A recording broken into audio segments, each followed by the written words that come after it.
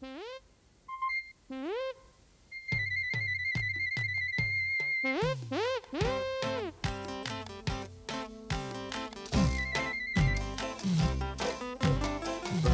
sings the sweetest things. Bump the elephant isn't quite as eloquent because the sound gets tangled round in his trunkety trunk. But every elephant, I suppose, learns to cope with his nose in his element as he goes. Trump, trump, trumpety trump. Birdie skips and never trips. Bump the elephant isn't quite as elegant because his feet are not so neat. Clump, clump, clumpety clump. But every elephant as he grows tries to keep on his toes in his element as he goes. Bump, bump, bumpity bump. Bump. Bump the elephant. Bump's Christmas story.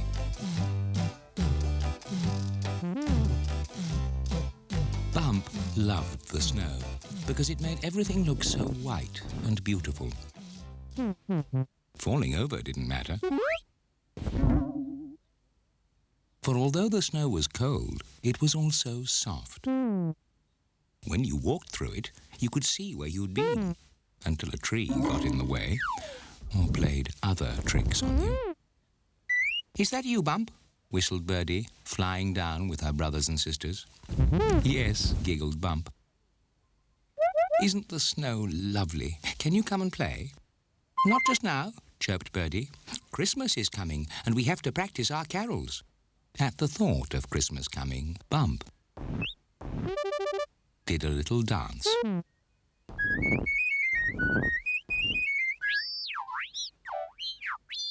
Only Cousin Jay arrived to spoil everything. "Where did Birdie and the others go?" he squawked. "They were going to sing me a carol until you frightened them away," said Bump crossly. "I can sing better and louder than them," boasted Jay. "I'm going to sing a carol for Mrs. Squirrel, but you can listen as well." "Good King Wenceslas looked out," he shrieked, but not for long. "Cousin Jay, I should have guessed," said Mrs. Squirrel from her door. Much to Bump's surprise, Mrs. Squirrel disappeared into her house before coming back with a delicious mince pie, which she gave to Jay. Once he had scoffed this, Jay screeched, "Happy Christmas," and flew away. "Did you like Jay's carol, Mrs. Squirrel?" asked Bump. "Not really," she sighed. "It was just the quickest way to get rid of him. Besides carols and mince pies, what other lovely things happen at Christmas?" Mrs. Squirrel was about to answer. "My Christmas cake," she shrilled. "It's burning." Bump was still dreaming about Christmas when Whizzer came shooting towards him on his little toboggan. "Look out, Bump," he squeaked. "Besides singing carols and eating mince pies, what other lovely things happen at Christmas?" asked Bump. "Why, sending Christmas cards to all your friends, like I am," squeaked Whizzer, continuing on his way.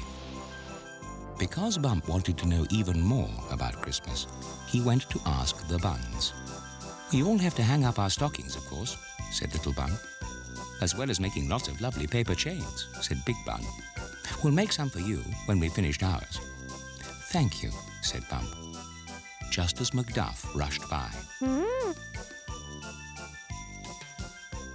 When Bump caught up with him, Macduff had stopped to sniff a tree. "Have you lost your bone?" asked Bump. "No," whuffed Macduff. "I'm looking for the Christmas tree." Then along came the very person to tell Bump all about Christmas. "I expect you're as excited as my ducklings," quacked Auntie Doreen. "They've been a real handful ever since I told them Santa Claus is on his way." Until that moment, Bump had quite forgotten about Santa coming. Only the naughty ducklings did not give him a chance to ask Auntie Doreen anything else. "Come back at once," she quacked, waddling off to find where they were. What Bump wanted to know most of all was where Santa lived, because Bump had a very good idea. He would go and meet Santa. While he was guessing which way to go, Old Bear came tramping through the snow. "Do you know where Santa Claus lives, Old Bear?" asked Bump. "He lives a long way away at the North Pole, where it is very cold." "Thank you, Old Bear," called Bump, anxious to get to the North Pole before it was dark. He came to a signpost all covered in snow. Bump thought it said "to the North Pole," only he couldn't read. As Bump didn't want to get lost, he looked around for somebody to show him the way. It was then that he saw the figure standing in the snow not far away. "Excuse me," Bump called politely. "Is this the right way to the North Pole?" Although the stranger gave Bump a jolly smile, he didn't reply. Neither did he move. And how very, very cold he looked. "Oh, dear," gasped Bump. "It must be poor Santa. He's got himself all frozen walking from the North Pole." "There you are," whistled Birdie. "What's the matter?" "It's poor Santa," sniffed Bump. "He's got himself all frozen walking from the North Pole." "No, he hasn't," twittered Birdie. "That's not Santa. It's only a snowman." Before long, Bump had been told all about Santa, how he came at night when everyone was fast asleep. "He brings his presents on a sledge pulled by 4 big reindeer that carry him through the sky," chirped Birdie. "Will Santa have a present for me?" asked Bump. "If you've been very good," chirped Birdie. "But now you must come and see the lovely surprise I have for you." Bump loved surprises and could hardly wait to see what it was. "A Christmas tree!" cried Bump. "Macduff found it for us," squeaked Whizzer. "You are clever, Macduff," sighed Bump happily. "Bump will have to put the star on the top," said Little Bun. Once the star was where it should be, they all gave a big cheer. "Well done, Bump," whuffed Macduff. "I hope everyone has a Christmas as nice as mine," wished Bump. "So do I," chirped Birdie. "Now it's time for us to sing our special Christmas song," whistled Birdie to her brothers and sisters.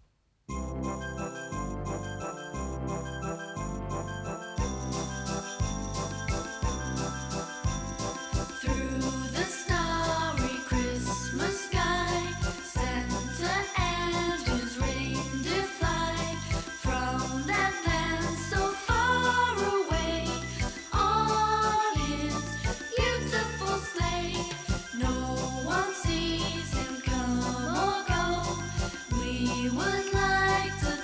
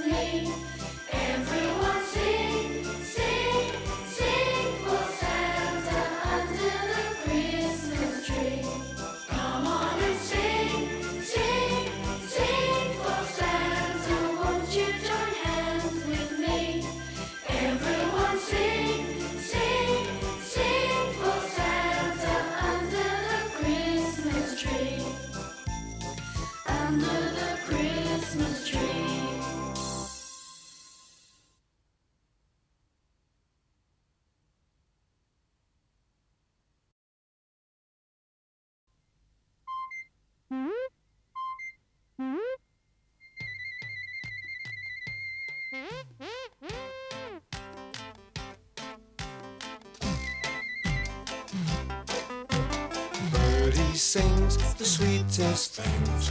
Bump the elephant isn't quite as eloquent because the sound gets tangled round in his trunkety trunk. But every elephant, I suppose, learns to cope with his nose in his element as he goes. Trump, trump, trumpety trump. Birdie skips and never trips. Bump the elephant isn't quite as elegant because his feet are not so neat. Clump, clump, clumpety clump. But every elephant as he grows tries to keep on his toes in his element as he goes. Bump, bump, bumpity bump, bump. Bump the elephant.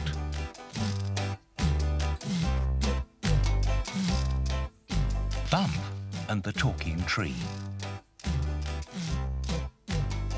Sometimes, when Bump was by himself and nobody else was looking, he would do a little dance. Stand on his head, or just do silly things, which was how he tripped over his own big feet and banged the tree. Ouch, said Bump. But before he could count his bruises, a voice spoke. Twit, it said sharply. Sorry, said Bump, looking all around to see who it was. But there was only the tree. Was that you talking to me? Bump asked. Ooh, came the reply. Why, you, of course, said Bump. Ooh, said the voice again. I'm Bump the elephant, and I'm very pleased to meet you. You're the first tree I've ever spoken to, said Bump. Twit, screeched the tree. Well, that's not very polite, said Bump, quite upset. Which is why he went to look for another, more friendly tree. Hello, said Bump. You look a much nicer tree. Hello, he said, louder. What are you doing? Chirped Birdie, flying down. I'm talking to this tree, Bump told her. Don't be silly, trees can't talk, twittered Birdie. That one over there can, and it wasn't very polite, said Bump. Come and see. Hello, I've come to talk to you again, said Bump. Ooh, said the tree. Me, Bump, he sighed. Twit, shrieked the tree, making Bump run away. Now do you believe me, he said to Birdie. Only Birdie was giggling so much she couldn't reply. I can't see what's funny, said Bump crossly. It isn't the tree speaking, it's old Uncle Hugh, chirped Birdie. With this, she flew up to a branch just above Bump's head. Good morning, Uncle Hugh, Birdie whistled. This is my friend Bump. Uncle Hugh opened one big round eye to glare down at Bump. Who? He asked. Bump. He's an elephant, repeated Birdie. Uncle Hugh opened the other eye, which made Bump giggle. Uncle Hugh seems to have gone back to sleep, said Bump. Yes, he must be tired, chirped Birdie. You see, Uncle Hugh goes out at night and sleeps in the daytime. Is that why he gets so cross when people wake him up? Asked Bump. That's right, chirped Birdie. But what was Bump up to now? His eyes were closed, and he didn't seem to know where he was going. But how does Uncle Hugh see where he's going in the dark? Asked Bump. And before Birdie could warn him, Bump had walked straight into Uncle Hugh's tree again. Twit! Shrieked Uncle Hugh. Sorry, mumbled Bump. I think we better go and play somewhere else, chirped Birdie.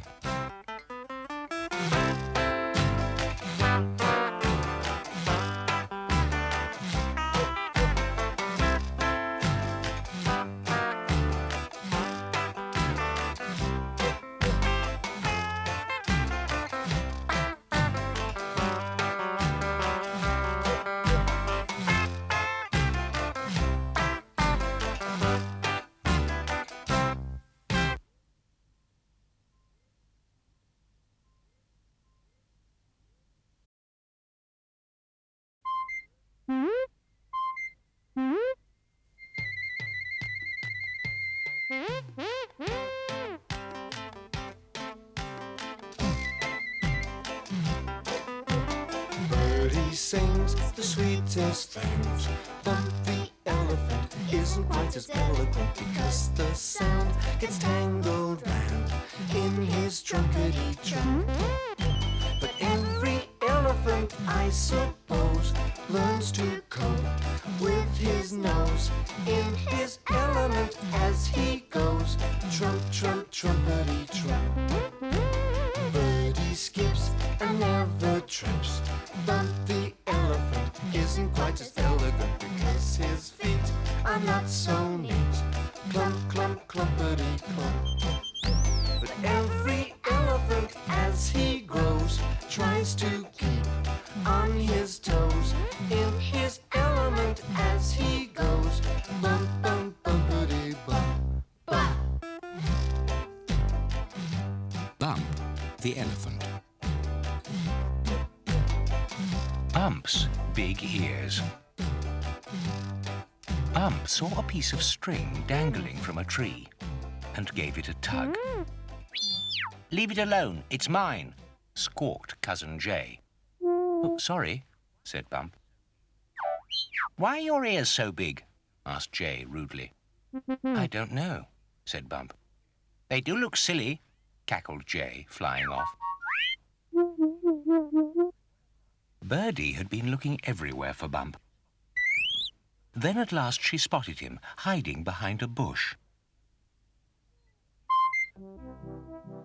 "Have you bumped yourself again?" she whistled. "No," said Bump. "Jay says my ears are silly." "But all elephants have big ears," chirped Birdie. "What's wrong, Bump?" whuffed Macduff. "He doesn't like his big ears," chirped Birdie. "But they look nice on elephants," whuffed Macduff. "I've told him that," chirped Birdie. "If only they were useful, help me to fly, or something like that," sighed Bump, giving them a sad sort of flap. "What's wrong, Bump?" asked Munch. "He doesn't like his big ears," chirped Birdie. "If I had big ears, I'd never be able to get into my shell," said Munch. "That wasn't very kind," whistled Birdie. Only Munch had disappeared. "What's wrong, Bump?" squeaked Whizzer. "He doesn't like his big ears," chirped Birdie. "You couldn't go very fast on a tricycle with big ears," squeaked Whizzer. "But then elephants don't have tricycles." "The buns have big ears too," whuffed Macduff. "Let's go and ask them why," whistled Birdie. "Bun's ears aren't big, they're long and useful, actually," said Little Bun. "They tell us when it's safe to come out and play," explained Big Bun. "Elephants don't live in holes," sighed Bump. "But big ears must be good for listening," growled Macduff. "Yes," chirped Birdie. "We'll all keep quiet while Bump does some listening." "What can you hear, Bump?" asked Little Bun. Bump frowned, then giggled. "I can hear Munch snoring." "What else can you hear?" chirped Birdie. "Only the trees whispering." "And somebody squawking," cried Bump, rushing off with all his friends to find out who it could possibly be. "Help! Help!" squawked Jay, all tangled up in his string.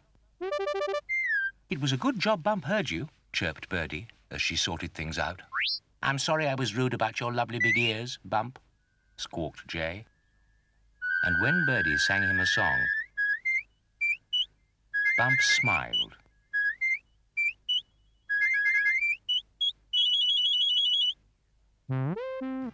"Big ears are also very good for listening to songs," he said.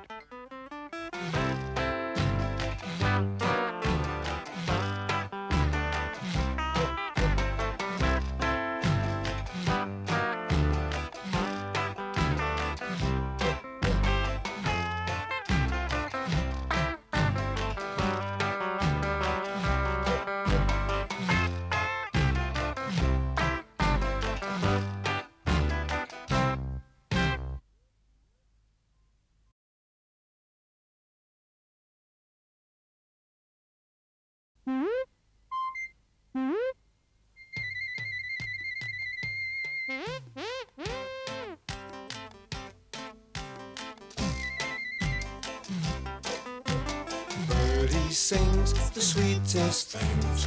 Bump the elephant isn't quite as eloquent because the sound gets tangled round in his trunkety trunk.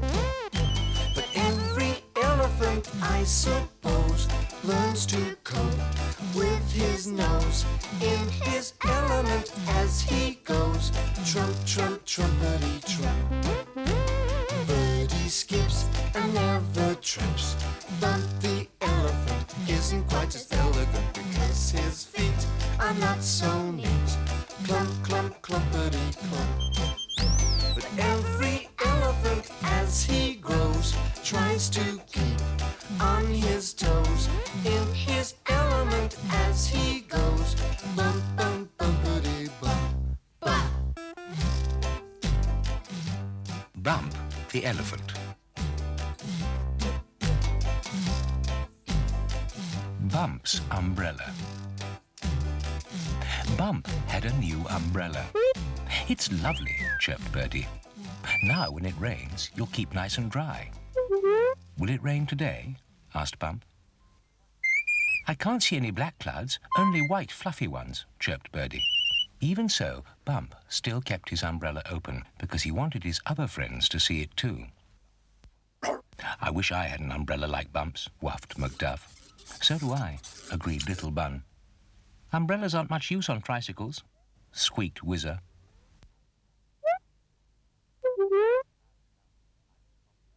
When black clouds come, I just pop into my shell, said Munch. At the mention of black clouds, Bump looked up. Suddenly, a puff of wind tugged at his umbrella. Mind Munch, cried Big Bun. By trying not to step on Munch, Bump let go. The wind blew harder, and away it went. Come back, called Bump. But the umbrella sailed on, up and up.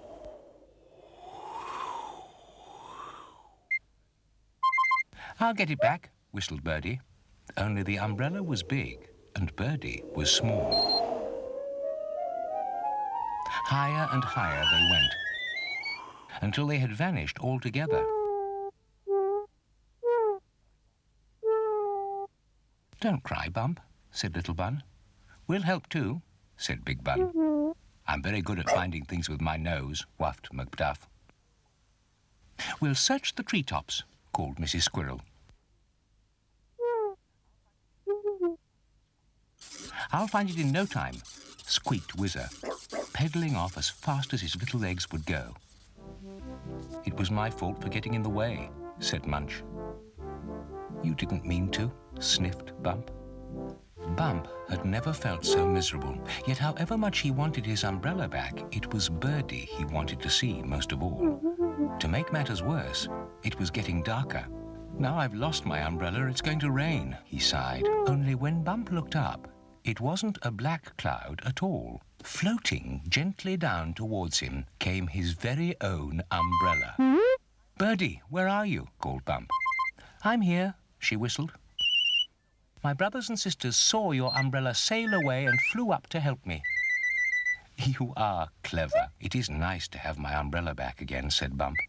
Just then, a black cloud did come floating by, and down came the rain. There's room for everyone under my umbrella, said Bump. Now Bump is helping us, whistled Birdie. Thanks to Bump, we'll all keep dry. As for Munch, he just popped into his shell and went to sleep.